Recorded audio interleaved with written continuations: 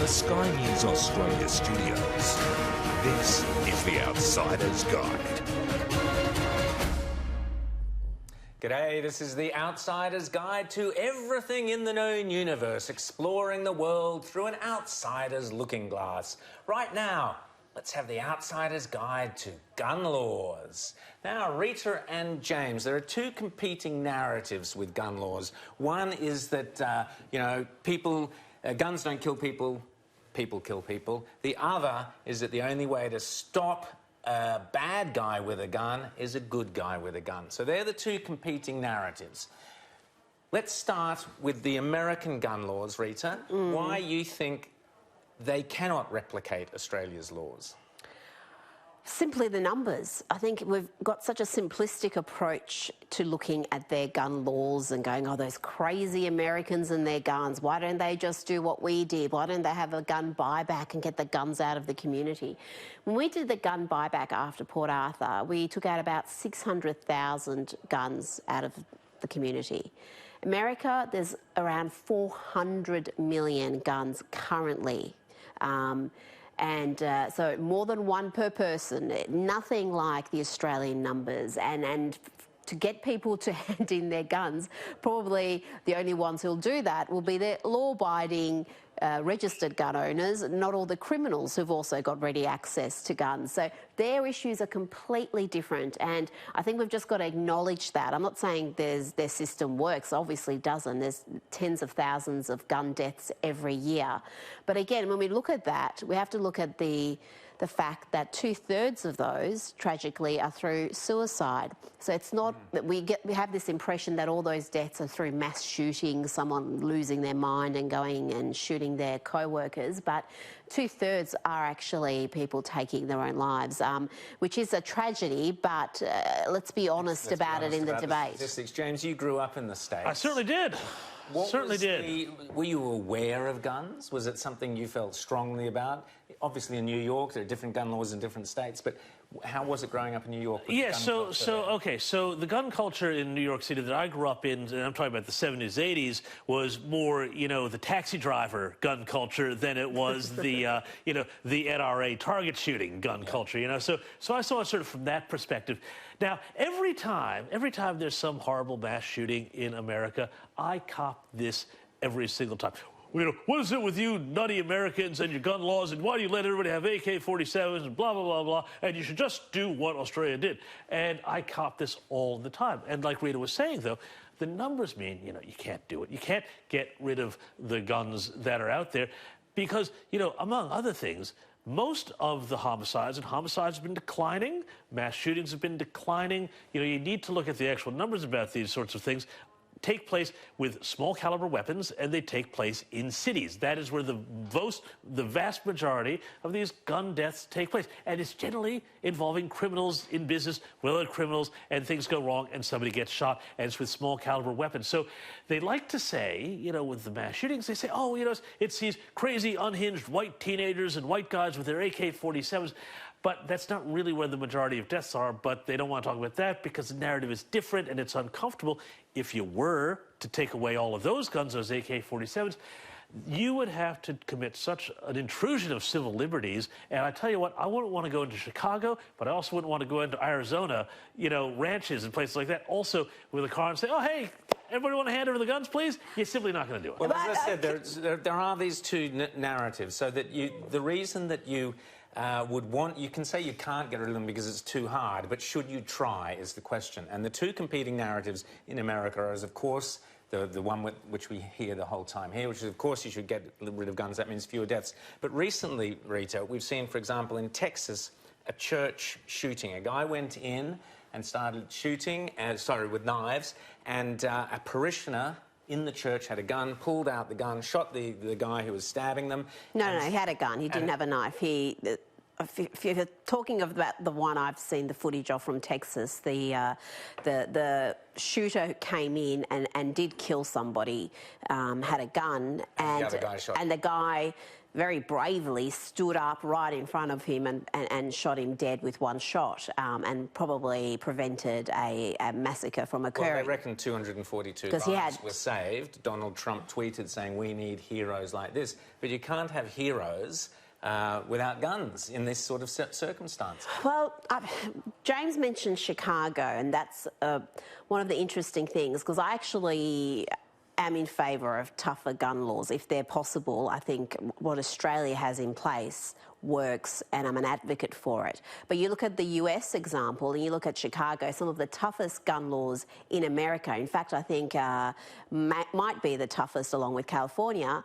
Their homicide rate, their crime rate, mass shootings, gang shootings is through the roof, one of the worst, if not the worst, in the country. So tougher gun laws in the States doesn't always equal a reduction in shootings and crime, because guess what? The murderers don't abide by the gun laws, so that's the problem. Because this is kind of the guide to what to do when you're confronted with this topic in a bit of a social circumstance, this is really the key thing people have to understand. The great thing about the United States, 50 of them, each one of those is a laboratory for laws, and you can see how things work, and they create controls. So Indiana, they say, which is next door to Illinois, the state where Chicago is, they say, oh, well, Indiana has all these lax gun laws, and the guns just come in from Indiana. But then you got to stop and think, why aren't there so many murders in Indiana? And there's obviously a lot of other factors at play. And so that's the thing I think people need to think about. But I would say about our gun laws here, I would say that, post Port Arthur, I think our culture in Australia has gone too far anti-gun. I've shot guns in America.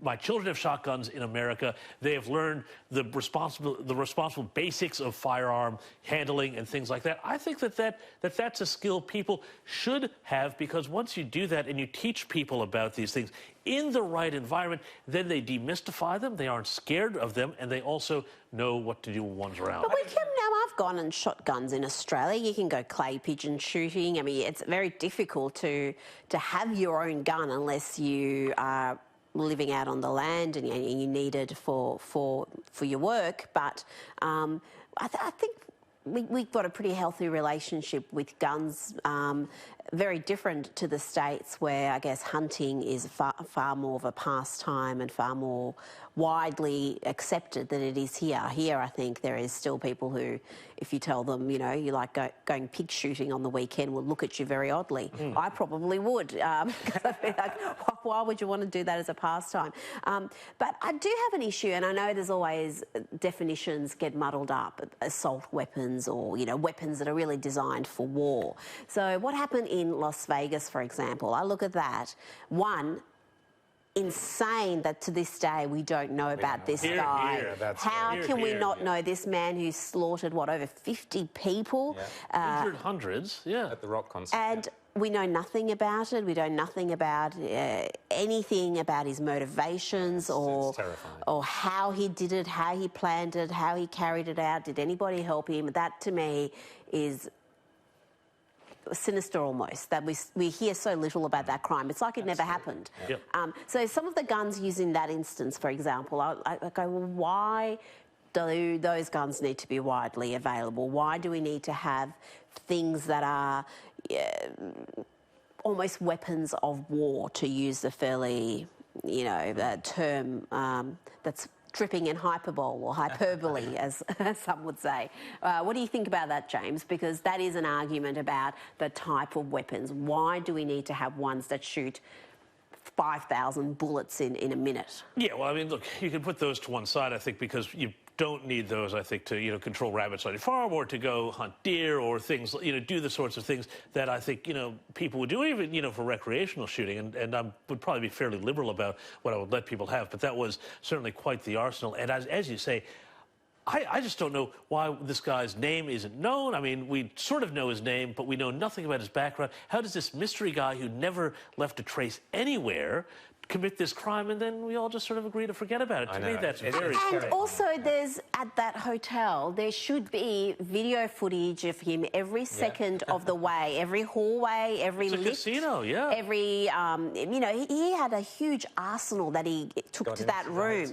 So how come we've never seen any of that? See, did he interact with anybody? It just seems to be something that we don't talk about, and we just pretend that horrific incident never occurred. But, you know, I just want to get back to your question, though, and you're absolutely right, because it is bizarre. But I want to get back to what you were saying before, because, you know, one of the other reasons why people in America have weapons is self-defense. And I think here in Australia, we also have a problem is that, you know, the law is such around self-defense that you're not allowed self-defense, not just with a gun, but with, in a lot of jurisdictions, pepper spray, things like this. And the weight of bias towards only letting the authorities have weapons, personal protection devices, when criminals have these things too, or they can be just big and overpower you, especially if you're a woman in a dark alley or a car park. This is the essence of a bill that they tried to bring in to allow women to have mace or pepper spray and carry things of self-protection. And this goes to the point that is now the current argument in the states around guns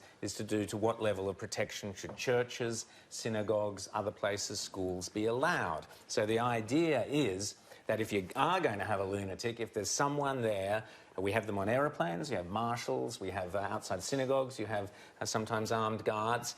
So if that's permissible, why is it not permissible for other people to have the protection that weapons offer? Given that America and Australia are completely different test cases, in Australia we're lucky we got rid of our guns, but still, we are still very leery or wary of letting people protect themselves. And, you know, that has to be, in the long term, not a good thing. I think that's a real problem, too, because, you know, there's kind of a herd immunity effect, too, because when some people have weapons of personal protection, then suddenly the risk for a criminal goes right up, and they start to think about that, you know, especially in terms of urban crimes, you know, crimes against individuals in the dark, things like that, you know, and also home invasions. If in the United States you can see... the crateboard killer, the crateboard guy had to defend people in the street with a crateboard. He did a great job, but he risked his life. But, you know, and you see this over and over again in the States. States where people are allowed to have weapons in their home have far lower home invasion rates because the risk to crims is that much higher. So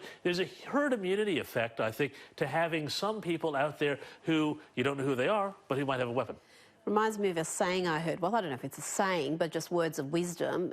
Don't ever jihad in Texas. Because likely you would be shot before you carry out your plans. And that's, I guess, that church shooting in Texas you mentioned, where that guy went in with quite an arsenal, did shoot someone dead and probably planned to kill a lot more, judging by the weaponry and ammunition he brought. But there was someone there, took him down with one shot. So there is that issue, and you're right, we don't have that same defend your home, defend your family mindset here that we do. At the moment, we don't need to, and Australia's been lucky that we did have the Howard laws came in at precisely the right time. And yet at the same time, you know, you do see these cases where people in the suburbs will occasionally wind up in a conflict with a home invader or a burglar or something. The burglar winds up worse off. And then this person, this innocent person, will go through months and months of inquiries by the police. You know, oh, was that force disproportionate? Who knows? You could be up on a manslaughter charge just for defending your home. Well, I think self-defense is going to be another great topic for Outsider's Guide to Everything in the Known